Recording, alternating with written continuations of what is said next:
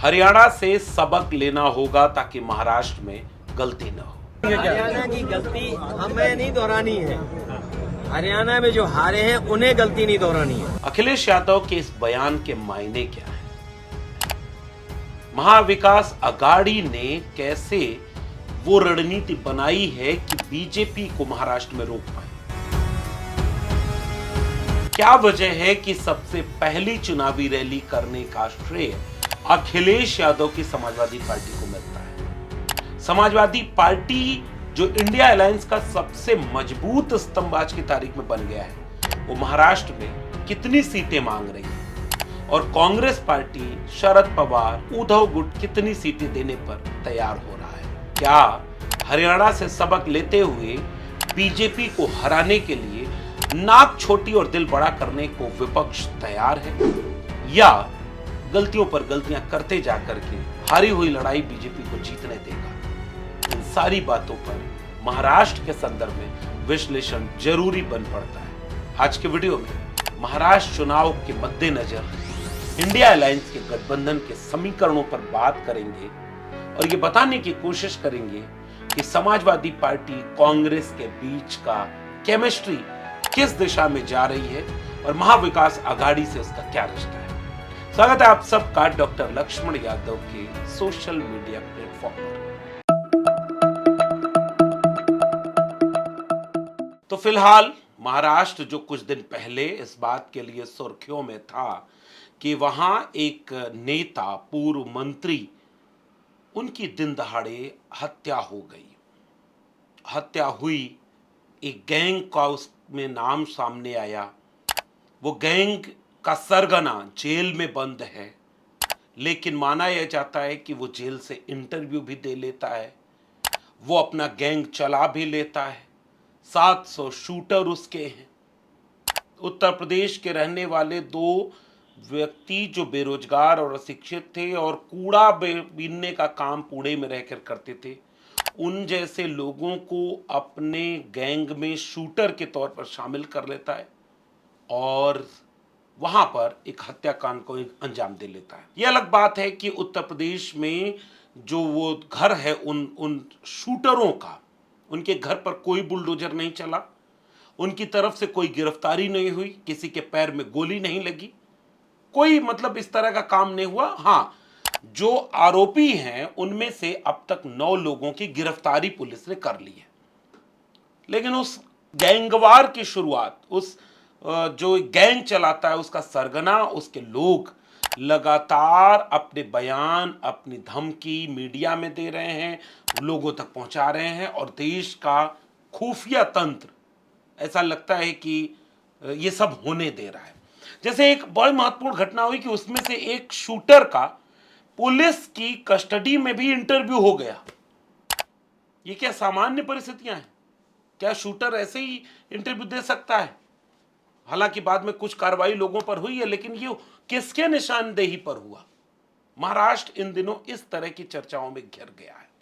मुख्यमंत्री महाराष्ट्र के एकनाथ शिंदे, उन्होंने 6 महीने पहले उस अपराधी का नाम लेकर के कहा था कि हम महाराष्ट्र को गैंगवार की आग में झुलसने नहीं देंगे, हम मिटा देंगे लोगों को। लेकिन फिर उसी अपराधी का नाम आया, लॉरेंस बिश्नोई का, और वही आरोप लग रहा है कि उसी की गैंग के लोग ये सब कर रहे हैं। तो महाराष्ट्र इतना तनाव में है, जबकि उत्तर प्रदेश होता तो बहराइच में दंगा होता, पैर में गोली मार दी जाती, गिरफ्तारी होती, बुलडोजर चलाने की तैयारी होती। लेकिन महाराष्ट्र में भी वही बीजेपी की सरकार है, ऐसा कुछ नहीं हो रहा है। तो सरकार अपना चलाने का तंत्र होता है। तो उत्तर प्रदेश से एक रिश्ता महाराष्ट्र का इस तरह से ही नहीं बनता। उत्तर प्रदेश में प्रमुख विपक्षी दल है इंडिया गठबंधन का समाजवादी पार्टी, और समाजवादी पार्टी ने इंडिया गठबंधन में एक बड़ी भूमिका निभाते हुए उत्तर प्रदेश के चुनावों में बीजेपी को रोकने में बड़ी कामयाबी हासिल की।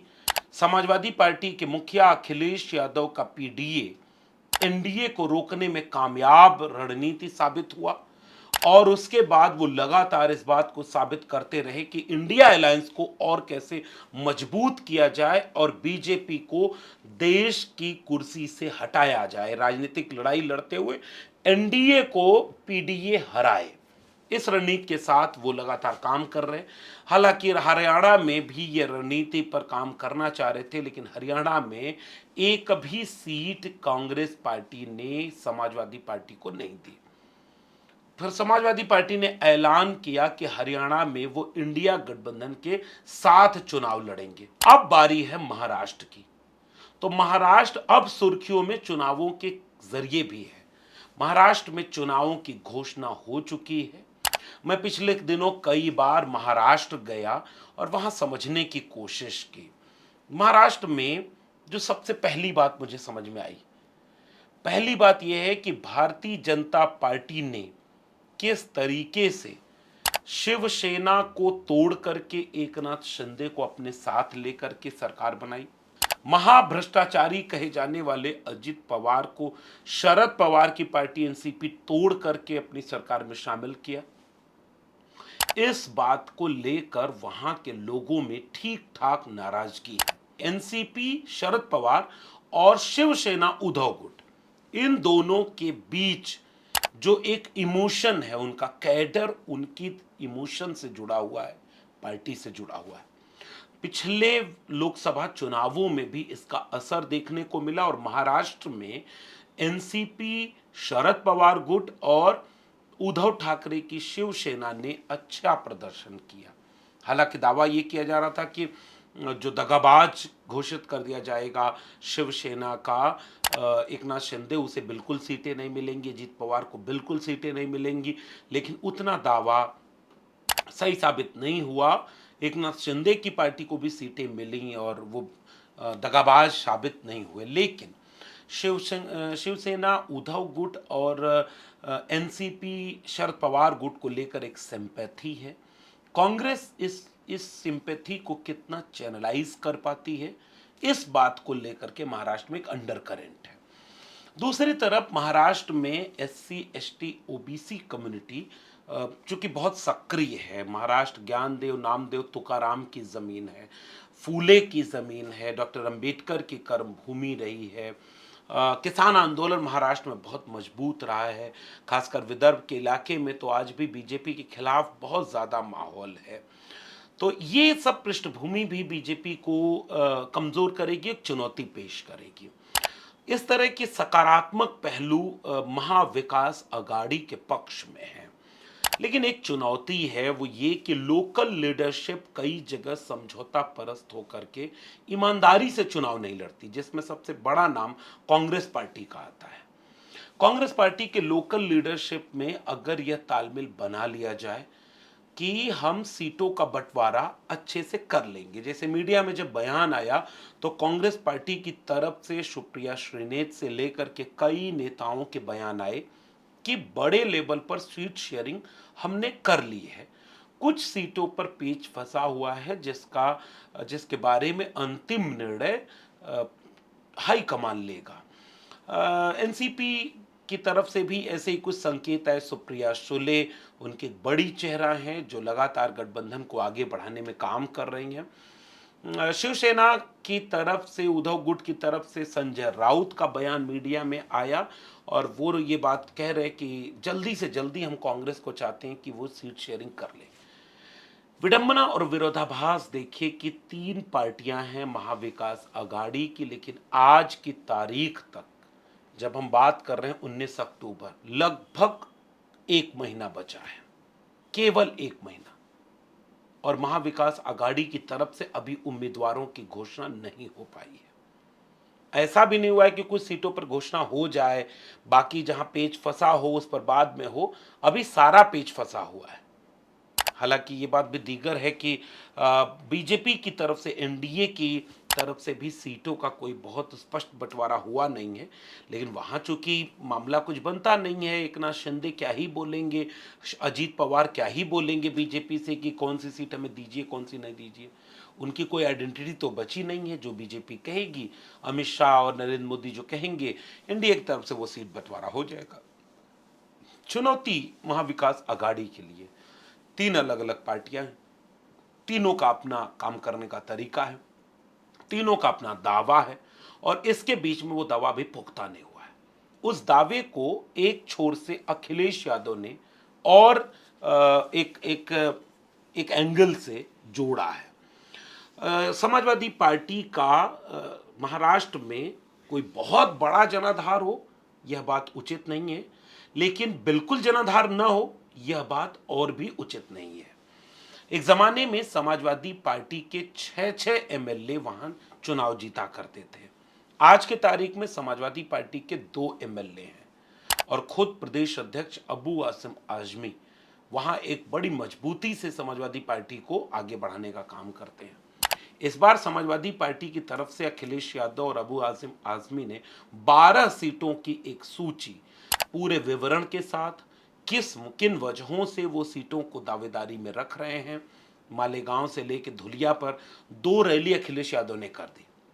उन सूचियों के साथ अखिलेश यादव एक ऐसे सुलझे हुए नेता की तरह, उन्हें स्पष्ट है कि बीजेपी को हर हाल में सरकार में आने से रोकना है।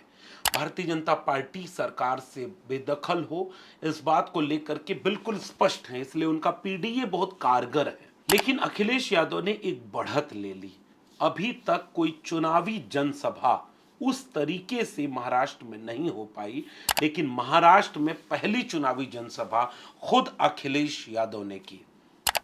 18 और 19 तारीख यानी 2 दिनों के भीतर मालेगांव और धुलिया में 2 जनसभाएं की।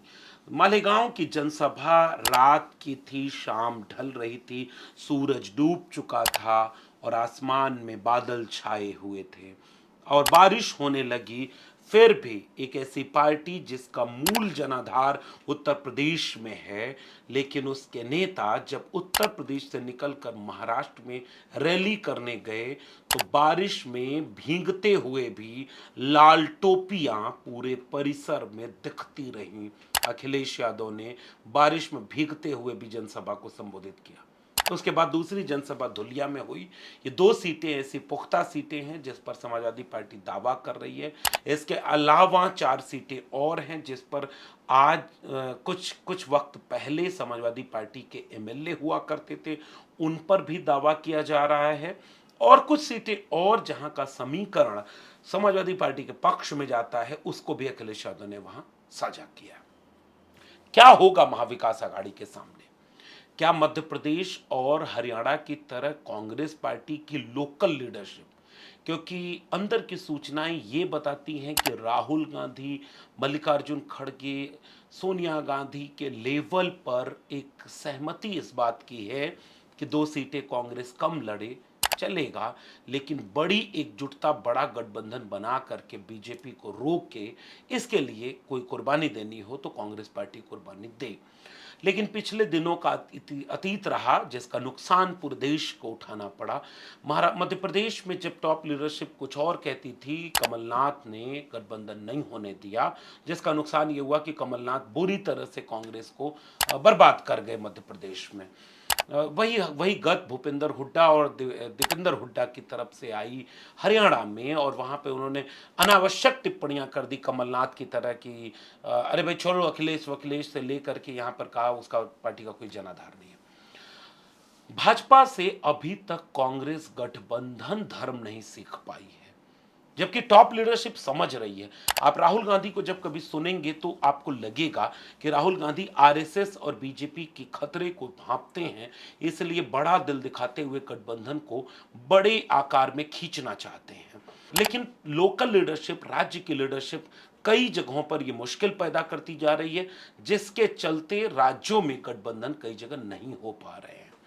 समाजवादी पार्टी का जहां तक सवाल है, अखिलेश यादव ने जो भूमिका उत्तर प्रदेश में निभाई है, भले ही वो 12 सीटों का दावा उनका अतिशयोक्ति हो, लेकिन जब भी बार्गेनिंग शुरू होती है तो मांग अधिकतम रखी जाती है।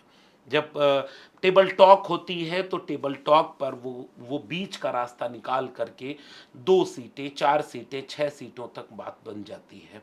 लेकिन क्या महाराष्ट्र में कांग्रेस पार्टी इस भूमिका में है? जैसे कई बार आरोप लगाया अबू आसिम आजमी ने, जो कि प्रदेश अध्यक्ष हैं, उन्होंने कहा कि पहले 8 अक्टूबर के आसपास की तारीख दी गई थी, लेकिन अभी तक कोई सी बैठक में हमें बुलाया तक नहीं गया, हमसे बातचीत तक नहीं की गई। कई बार ये भी होता है कि गठबंधन में बात बन ही ना पाए, जैसे कोई पार्टी अपने नेताओं को भी टिकट नहीं दे पाती, एक एक जगह पर 3 से 4 बड़े दावेदार होते हैं, लेकिन अगर पार्टी सक्षम है राजनीति करने में तो वो एक को टिकट देकर के बाकी 2 को संतुष्ट करती है। और जो उत्तर प्रदेश जैसे राज्य में सबसे मजबूत स्तंभ हो इंडिया गठबंधन का, पूरे देश में आज की तारीख में तीसरी सबसे बड़ी पार्टी हो समाजवादी पार्टी, और राहुल और अखिलेश की एक ट्यूनिंग बनी हो। पिछले दिनों जम्मू कश्मीर के मुख्यमंत्री के शपथ ग्रहण में राहुल और अखिलेश की जो आत्मीय तस्वीरें आई, उन्होंने भी उस केमिस्ट्री को मजबूत किया कि हाँ, टॉप लीडरशिप के लेवल पर एक अच्छी केमिस्ट्री बनी है।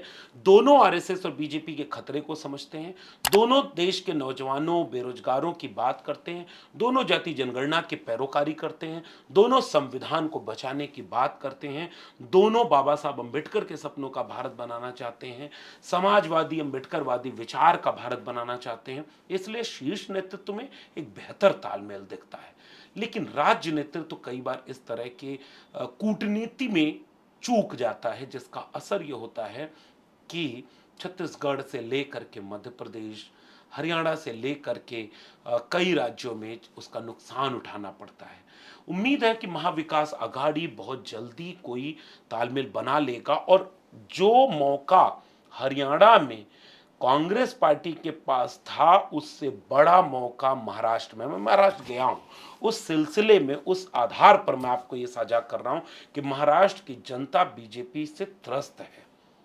लेकिन बीजेपी से त्रस्त तो हरियाणा की जनता भी थी, गांव में घुसने नहीं दे रही थी, बीजेपी सरकार बना ले गई, आज की तारीख में उनका एक मुख्यमंत्री है।